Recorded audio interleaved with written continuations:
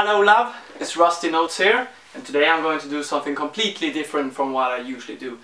This lesson is not about music, you know, with your guitars and your drums and your share. Today it's all about making movies with your DSLR camera. So I'll put this away. And just let me take one of these. This, by the way, is tobacco, wet tobacco they put under your upper lip. It's called snus. It's a Swedish thing. Looks like this. Well, I can show you because focus is on me. So I'll just do one like this. Fantastic. Okay, here we go. Let's just jump right into it. Number one, what type of movie are you going to do? Are you going to do an action or horror or drama or maybe a comedy?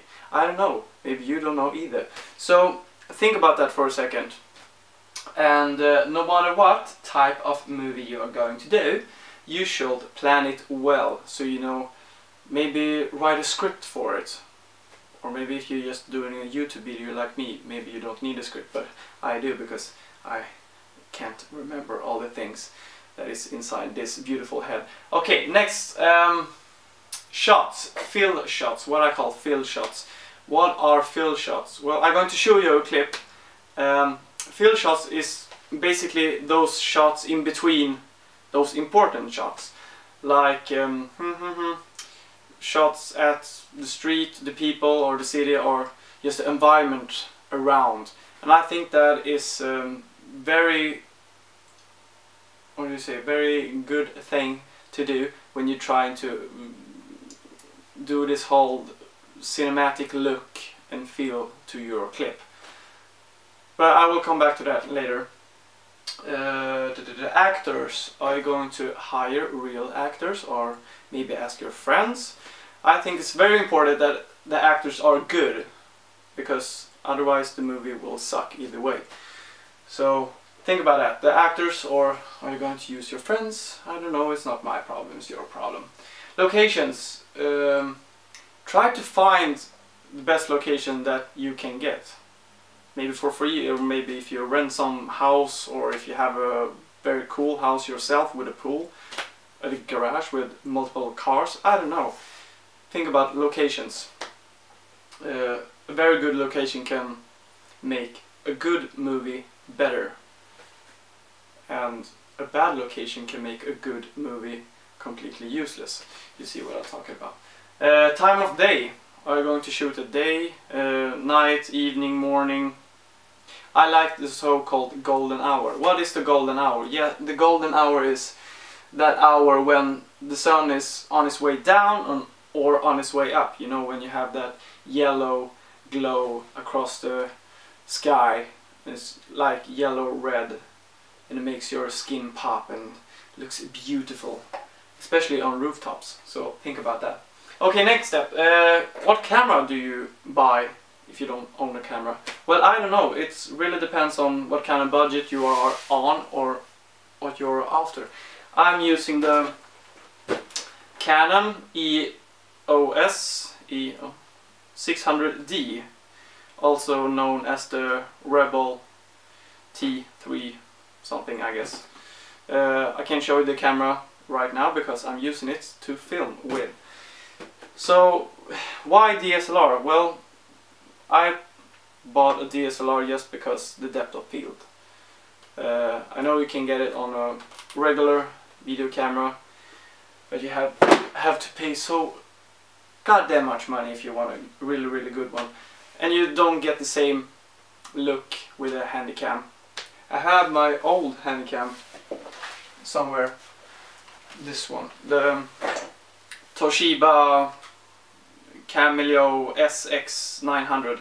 This is the old camera I shot all my older YouTube videos with, and it's old and it sucks, so goodbye to that one. Why DSLR? Yeah, the depth of field, that's the main reason for me, and I bought a DSLR over a new Handycam just because I wanted to take pictures also, or have the possibility to take pictures if I wanted to. Okay, lenses, yes, I'm using, I can't show you that either because it's on my camera right now, but I'm using the Sigma 30mm f-stop 1.4 lens. It's a fantastic lens, as you can see, it's beautiful. 30mm, I would say that 30mm or lower is better for that cinematic effect. That's just my advice. Maybe you should get a camera bag if you're going to have multiple lenses and do a shoot outside. I also have the, let's see, the Canon 18 to 55mm that came with the camera. It's not that good, so I don't use it like ever. And I also, because I do a lot of skate movies too, so I bought Samyang, I don't know how to pronounce it. I guess it's a fisheye lens, and I think it's 8mm. Yeah, it's really good if you want to shoot skate videos. Not that expensive either. So this is my camera bag, by the way. It has slots for 4 lenses right here. 1, 2, 3, 4.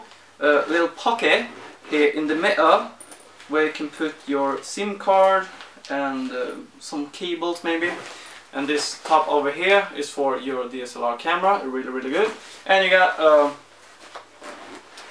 side pocket where I keep some cables and the manual to the camera. Well, about the manual to the camera, it's very important to know your camera well.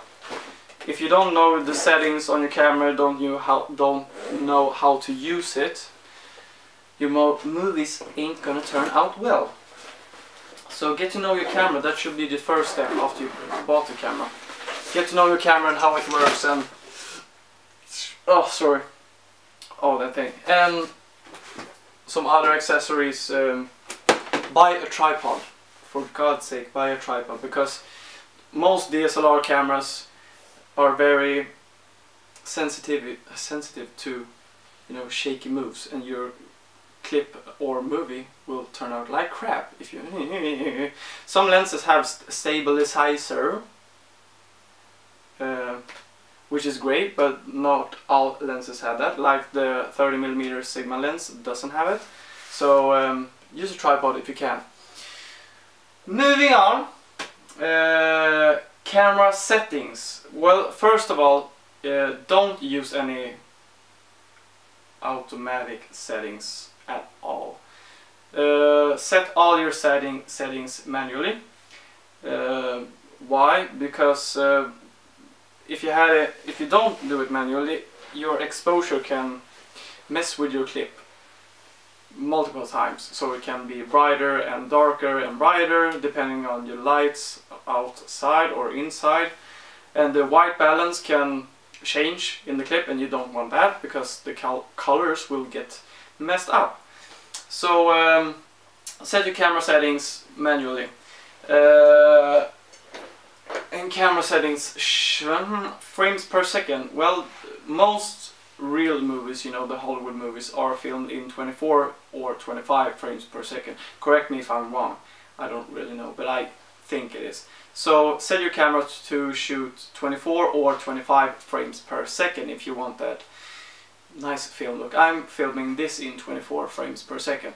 By the way, if you want to do a slow-mo clip, you want to crank it up to maybe 50 or 60 depending on how high your camera can go. Like the Red 1 camera, I think, can go up to 200 frames per second or even more maybe. But if you want to do a slow-mo clip, you have to crank up the frames per second. Otherwise it will look choppy and stupid. So set your camera to 24 or 25 frames per second depending on what camera you're using. Shutter speed, you want to fast shutter speed is good for fast scenes and maybe action scenes like fighting scenes and chasing stuff. You will get a lot of choppy moves, fast moves, and I don't know really how to explain it. I can say this: if you have a low shutter speed, the clip will be more smooth, and I think that's better if you're doing a regular movie. Not like maybe skate movies and action movies, you can crank up the shutter speed. But yeah, low shutter speed is better for that smooth look. There is a rule saying that if you should double your frames per second, and you will get your shutter speed that you should set. So if you have 24 frames per second, you should set your shutter speed to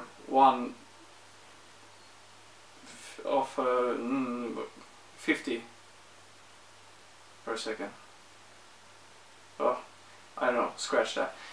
You can find it on YouTube otherwise. The aperture, that's the beautiful thing about DSLR cameras. Maybe you can't see it, but the background here is kind of blurry. Or if I get closer to the camera, I get blurry, yeah. Aperture is the depth of field, and learn how to control it too. If you have a lower depth of field, like 1.4, you will get your subject really focused and the background will get much blurry. Maybe not in this case, but if you have a higher aperture, like let's say 8, you will get a lot of more focus. So high aperture can be good at maybe shots in the street when you want to get a lot of people in focus in your clip, or at a concert maybe. But close-ups and stuff, like close-up to the face, looks so much better with the low aperture. But be careful with the aperture, because the lower the aperture you set, the higher, the more light will come into your camera. So if you have like 1.4, you're gonna get very bright, and if you have, sorry, my camera stopped it for a second. If you have very high aperture, it will get darker. So that's one thing to think about. So you have to compensate with your exposure and your ISO. Try to have as low ISO as you possibly can, because more ISO equals more grain and pixelated picture, and you don't want that. You should always shoot in RAW, of course. Why shoot in RAW? Basically because you can do so much more with a RAW file other than a JPEG file or other movie file you might be recording in. I won't get into details. Just shoot in RAW because it's better, and it's better when you do color corrections and contrast and brightness and exposure and white balance and all that shit. So shoot in RAW, just saying. Memory cards, use I think it's category 10 memory card if you want to shoot in HD, because it's so much faster than, oh sorry, not category, class 10 memory card. That's it. Moving on, shooting. Well, you have your camera settings, you have your camera, and you have your script and your actors and all that crazy thing that comes includes in making. Well, when you are at your place and you are ready to shoot, do a test shot first. Try to set your exposure and do a test shot and look how bright your clip are. Maybe you should lower the aperture, higher the aperture. You get it. Make a test clip and see what it looks like if you need to change settings afterwards. Because it's better to do a test clip at the beginning and see if you have to change anything, rather than have a whole movie done and when you're by a computer everything looks messed up. My English is so bad. Damn it.